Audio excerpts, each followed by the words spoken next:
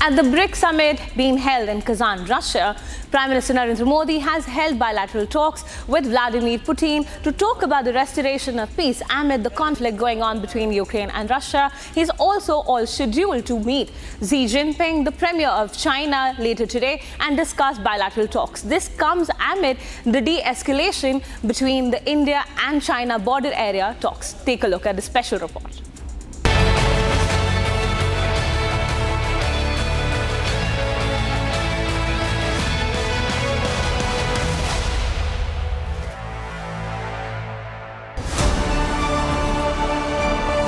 The optics couldn't have been better.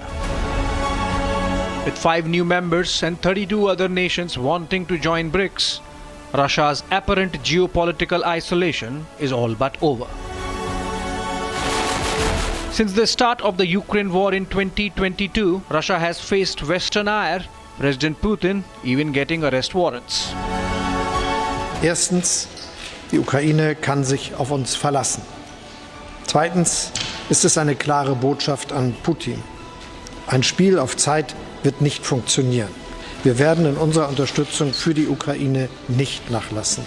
Putin has the gall to say he's denazifying Ukraine. It's a lie. It's just cynical. He knows that. And it's also obscene. For God's sake, this man cannot remain in power.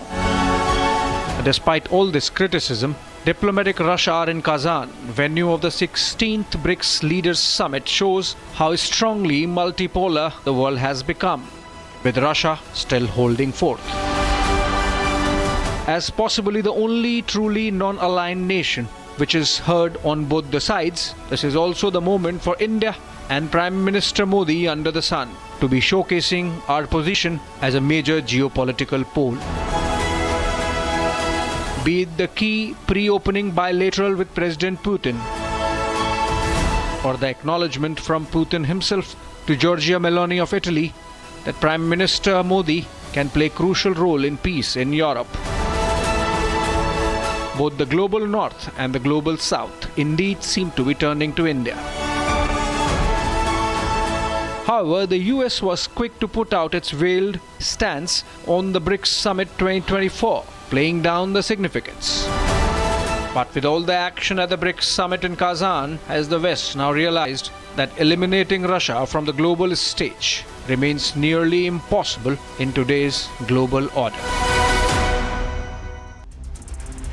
Viewers, at this point, I'd like to bring in former diplomat Deepak Vora. Good morning, sir. Thank you for joining us on Republic TV.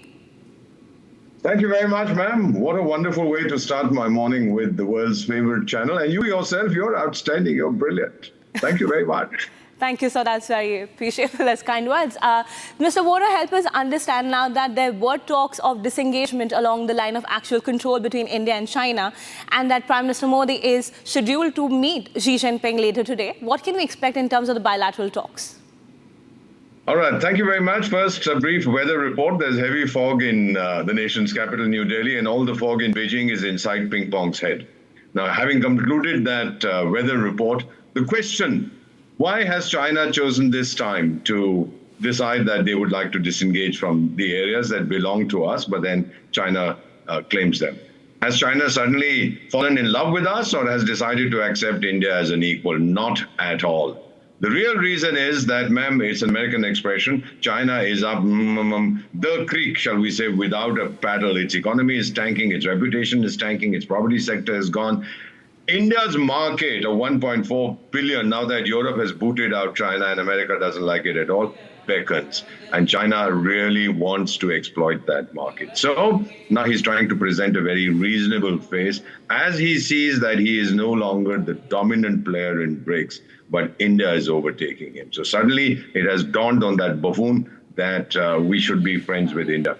May I end this assessment by quoting a Russian proverb about China. It's about the world in general, and it's Davre no proveria, I speak Russian, which means trust but verify. Can we trust China? Not at all. As soon as this is over, somebody in China, some fellow in the People's Liberation Army will start playing games again in Ladakh, and then Tingling will revert to his standard formulation. Oh, it's all India's fault and we are such wonderful people, butter wouldn't melt in our mouth, etc. Well, it's a great meeting. They're going to talk. I don't know what they're going to discuss.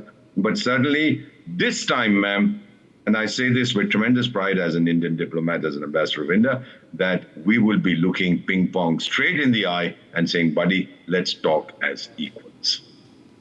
Mr. Vora, I'd request you to stay online. We'll just get back to you shortly.